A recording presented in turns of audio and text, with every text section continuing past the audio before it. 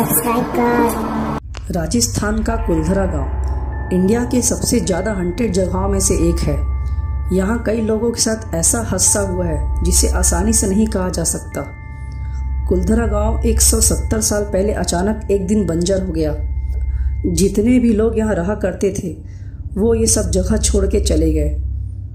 कहते हैं कि इस गांव के ऊपर एक श्राप है और भटकती आत्माएं यहाँ किसी को टिकने नहीं देती।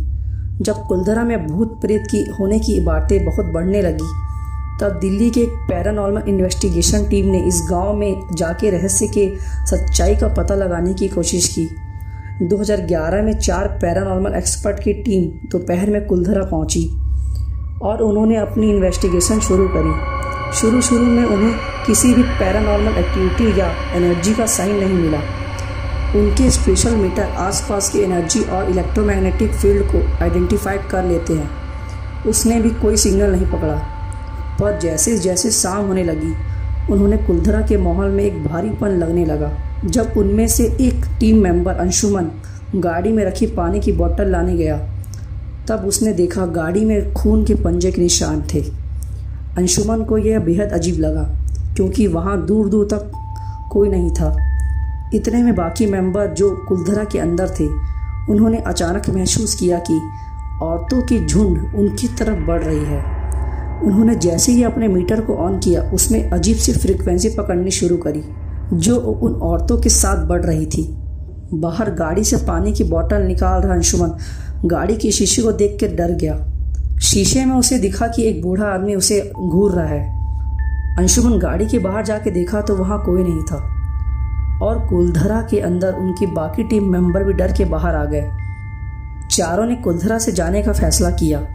जल्दी वो उस रात वहाँ से निकल तो जरूर गए, लेकिन कुलधरा में उन्होंने जो भी महसूस किया उससे उन्हें यकीन हो गया कि कुलधरा हॉन्टेड है और वहाँ आत्माएं भटकती है। अंशुमन की तबीयत उस हादसे के बाद काफ़ी महीनों तक खराब रही और कई सालों तक उसे वह बूढ़ा आदमी उसके सपने में दिखाई दे रहा था। कहा जाता है कि करीब 200 साल पहले कुलधरा आबाद हुआ करता था।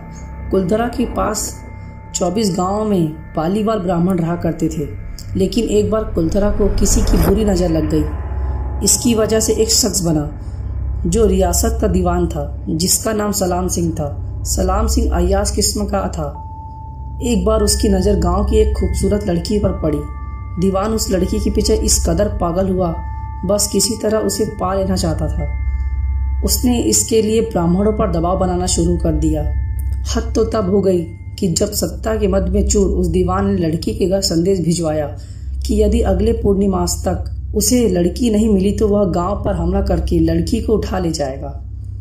दीवान सिंह और गांव वालों की ये लड़ाई अब एक कुंवारी लड़की के सम्मान की भी थी, गांव के आत्मसम्मान की भी थी।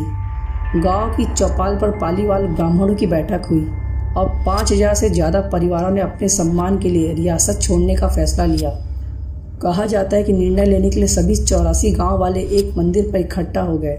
पंचायतों ने फैसला किया कि कुछ भी हो जाए अपनी लड़की को दीवान को नहीं देंगे। अगली शाम कुलधरा कुछ यूं वीरान हुआ कि आज परिंदे भी उस गांव की सरहदों में दाखिल नहीं होते। कहते हैं कि गांव छोड़ते वक्त उन ब्राह्मणों ने इस जगह को श्राप दिया था। बता दें कि बदलते वक्त के साथ 82 गांव तो दोबारा बन गए, लेकिन 2 गांव कुलधरा और खाबा आज तक आबाद नहीं हो पाया। ये गांव अब भारतीय पुरातत्व विभाग के संरक्षण में है, जिसे दिन की रोशनी में सैलानियों के लिए रोज खोल दिया जाता है। कहा जाता है कि यह गांव रूहानी ताकतों के कब्जे में है। अब ये गांव पूरी तरह से टूरिस्ट प्लेस बन चुका है।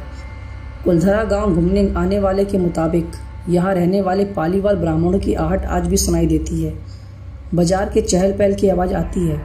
महिलाओं की बात करने और चूड़ी खनकाने की आवाज़ हमेशा यहाँ पे आती रहती है।